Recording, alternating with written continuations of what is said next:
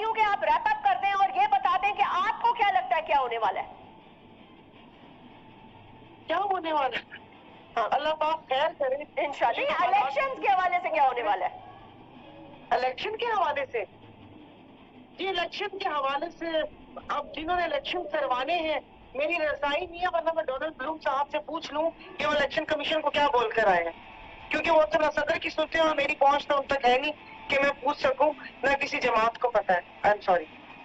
नहीं, ये क्या बात हुई? मतलब ये तो वही बात हुई कि हम मतलब ये कैसा तज्जिया था सायरा साहबा? मतलब हर की एक गुनाह का वो आप किसी और पर इल्जाम लगा दें। इलेक्शन कमीशन इलेक्शन कराने के लिए बिल्कुल, और पॉलिटिकल पार्टीज सारी पाकिस्तान की मुतहरिक हैं इसमें। डेविड ब्लूम साहब का जिक्र कहां से आ गया? मतलब आपको लगता है कि वो इशारा देंगे तो इलेक्शन होंगे? क्या पिछले पाकिस्तान के सारे इलेक्शन इस तरह होते रहे? हर इलेक्शन अपने टाइम पे होता रहा?